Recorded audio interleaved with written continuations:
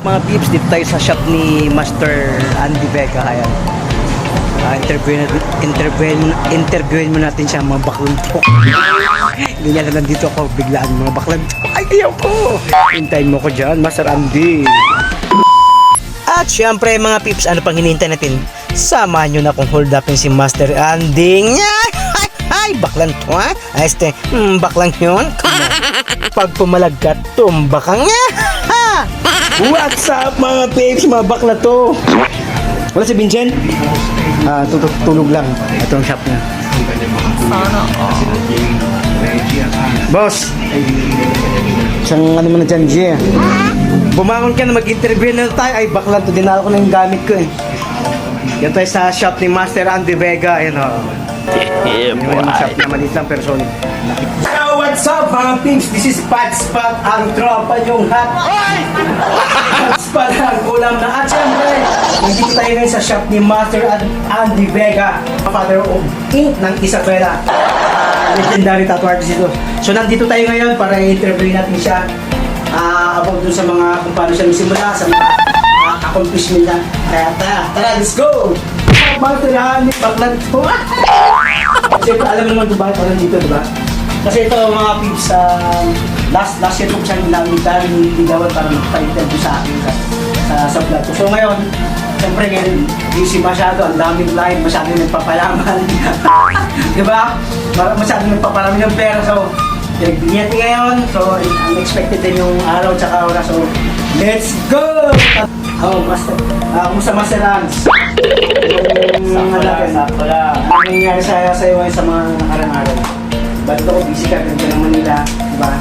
Kumusta pa rin tatong pilis nyo? Nanalo ka? Wala. Ano sa Wala, ang dami experience pa natin. Yun maganda. Yun maganda sa Master Hans. At mga picture nga pala syempre, sponsor siya ng Artec. Sana Kita niyo naman. Ayan. Product Endorser Certificate of Sponsorship na makatibang si Master Andy Vega. Wow! Alright? So syempre nandito tayo para interview natin sa mga tattoo accomplishment na. So, amazing! So, Master Andy, hindi natin patagalin. Start na tayo guys. Start ko mga peeps. Number 1 na tanong. Number 1 question. Ito. Paano ka ba nagsimula sa tattoo industry? Tattoo industry, Yeah. way back.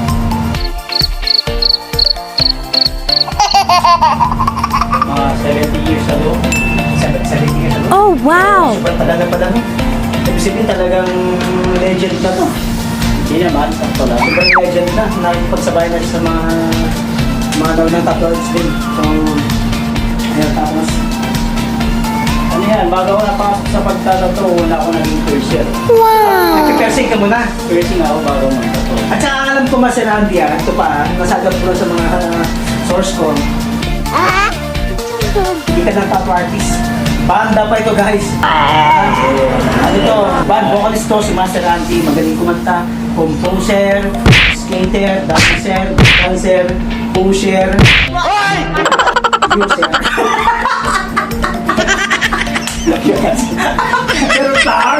Kinirot na mo. Di ba kan po? Ayun, sige tuloy tayo. Tapos ano pa?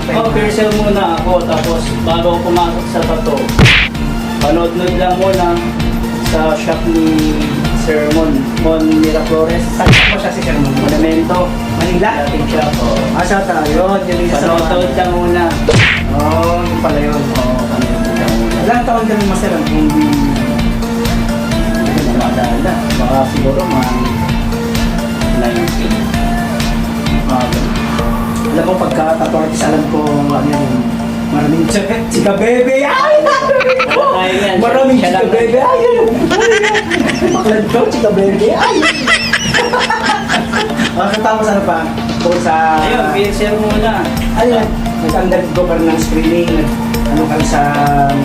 Anong tawag ito, yung pinag-isaltaan na dati, yung commercial nila.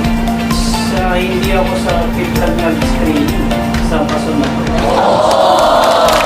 Huge pala yun mga peeps, nag-undergo siya ng screening sa Masol sa Kasal English Airlines. Ayun, under ako lang masok.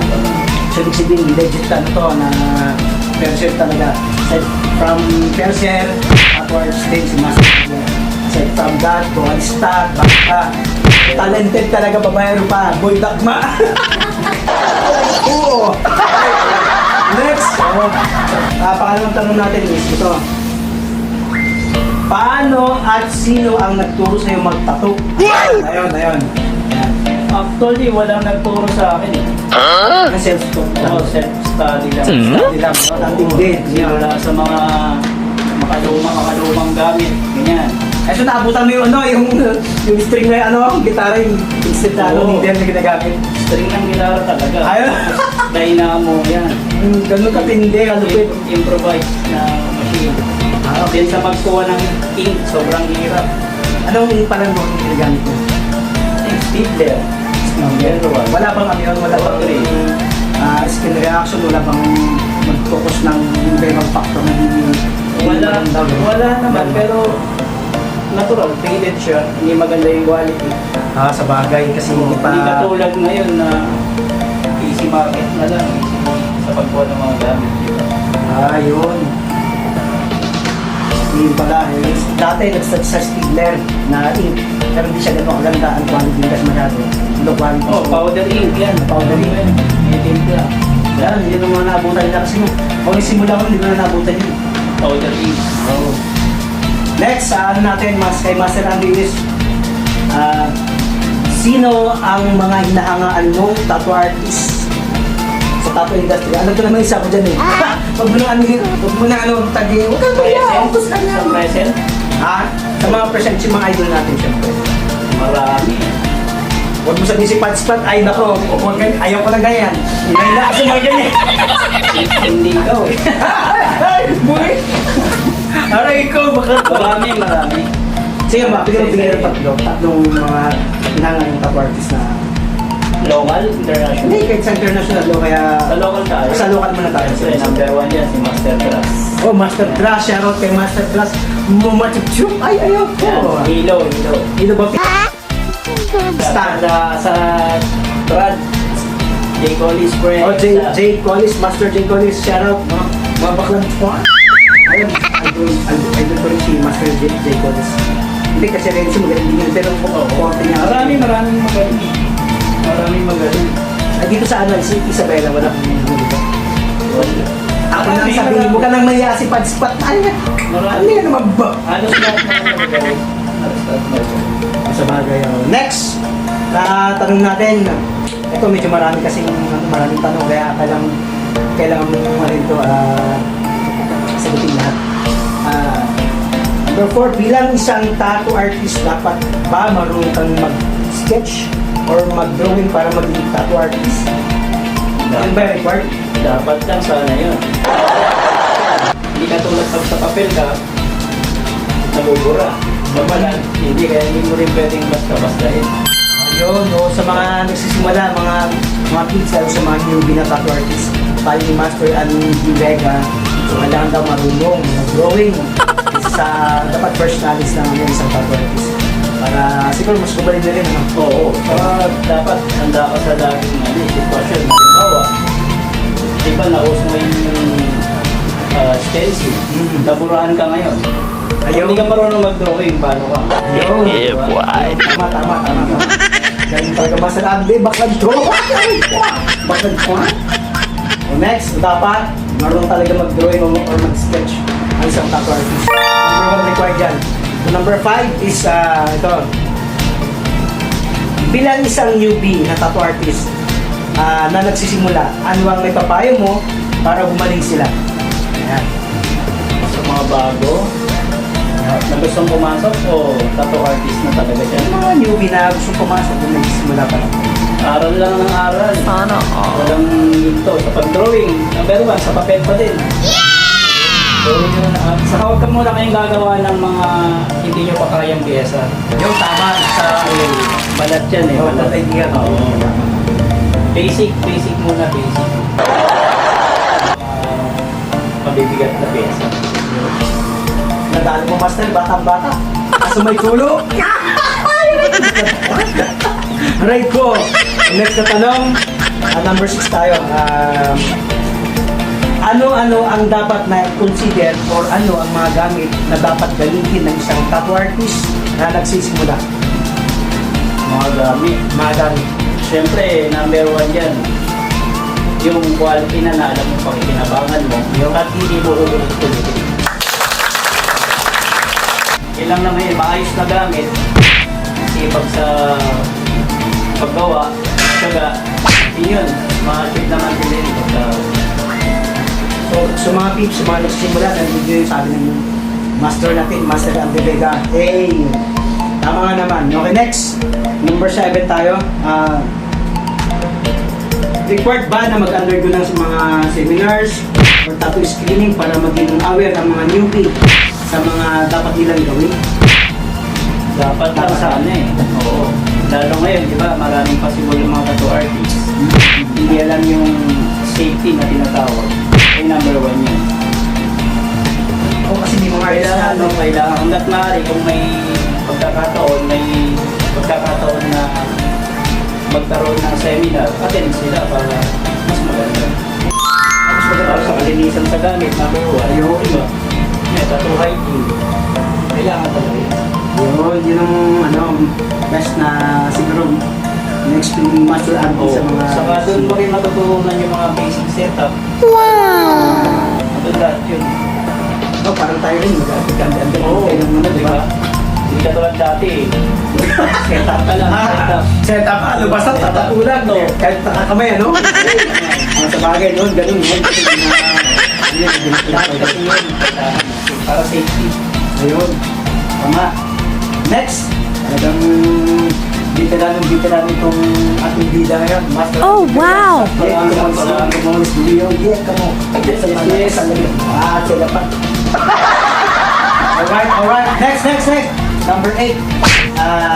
Ano ang mga gamit na pwede mo mai-suggest at masasabing maganda at di sila masisira sa kanilang mga clients? Like inks, needle, machine, ointment, etc. Yung mga brand siguro ng machine pang mga... Sa brand na yun at magsabi. Pero kahit ano namang na brand na ink, o kahit original man, kailangan mo din talaga yung ano eh, yung pag-aalaga, saka yung pagpapayo mo sa client. Kung sa mga magandang klase naman ng ink, siyempre number 1, Artist. Shoutout kay yung sa master nyo, yung Serbong Artist. Shoutout po pala, special mention. Yo, mag-name drop ka, special shoutout kay ano raw. Ayaw, di ba? Let's go! Shoutout daw kay Master Bong Artist na sponsor na ano. Sponsor, hindi sila gumawa to, di ba? Ayun. Artec Pinoy made. Pinoy made daw. Yung cloud nyo, cloud. Yes, sir. Kilabot. Cloud Tattoo Product. Yan. Yan, shoutout kay Boss Sir Kilabot. Ayan, let's go. Next, number 9 na tayo. Ano yung mga factor pagdiingatan ang tattoo ni client? Kilala kong kalisipin mo. Mga Hoy. mangyari pagdaraming ingatan. Ayun, katulad na sinabi ko, kahit gaano ka-quality ng ginamit mo sa isang client, ang diferensya kasi yan, minsan nasa client na eh. Ang pag-aalaga nila, kaya bilang isang tattoo artist, yung kapag hindi ka dumaan sa seminar, at hindi mo naman alam yung paano, yung tamang procedure ng pagpapagaling ng sugat, paano mo ipapayo mo yung sa isang client. Ayaw, nadali. Masisira na yun. Nadali mo sa batang-bata, kasabay tulo. Okay, nice one. Marunong ka rin na tattoo artist na magbigay ng payo sa client kung paano niya alagaan. So yun mga tips, mga Basic lang naman yung bawal, di ba? Swimming, bawal sa tubig. Magpapamote. Ayun. Magpapawis. Swimming, bawal sa swimming. Kakamutin, ano ba papainitan. O, saan ka makikinig sa mga tropa mo lang na kung paano lagayin Ay, mga tropa. Siyempre, bawal ang kayo ba? Makikinig ka sa tattoo artist, huwag sa tropa. Ayun. Tattoo artist huwag sa tropa. Kasi sila yung mas nakakaalam nung Kung paano alagaan. ayun, paano alagaan. Next. Ito. Ano ang maipapayo mo dun sa mga tattoo artist na nagbabagsak ng presyo. O yan na. Di totoo yan. Focus mo sa kanya focus mo sa kanya. Sa mga preso, sa mga tattoo artist, wala kasi tayong SRP na tinatawag. Sa bagay, o tao ka din yun. Oh, so kung ano yung alam mo kakayahan mo,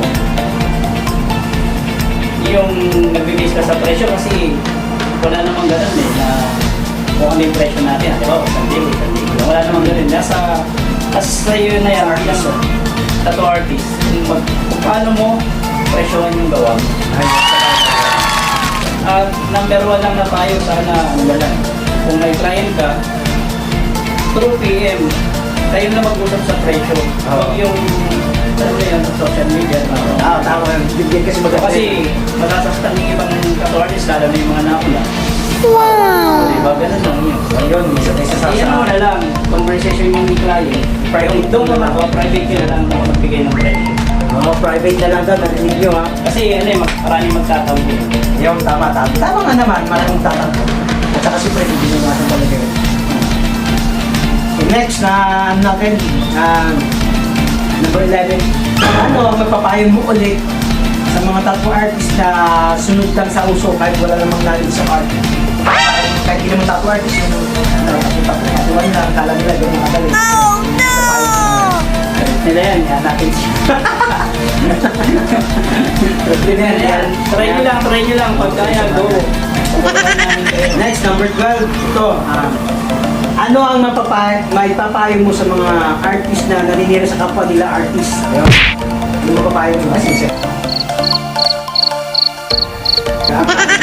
Hindi mo naman alam na, uy, sige bakler to, bakit ko? Oo, hayaan mo lang sila. Hayaan mo silang manira. Sa bahay maganda. Minsan kasi hindi rin sa ano eh. Akala mo yung tattoo artist na maninira sa'yo, hindi mo alam yung client pala.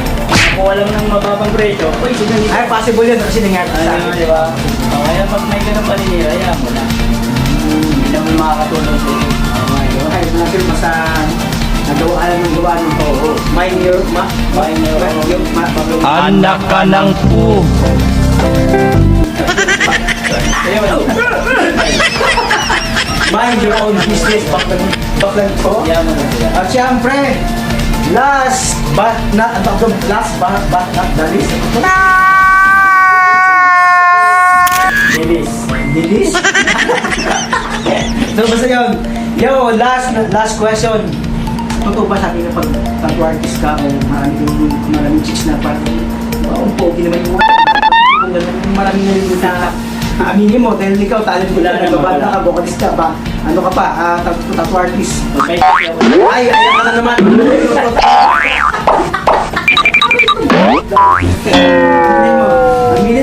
Aminin mo. Ha? Wala.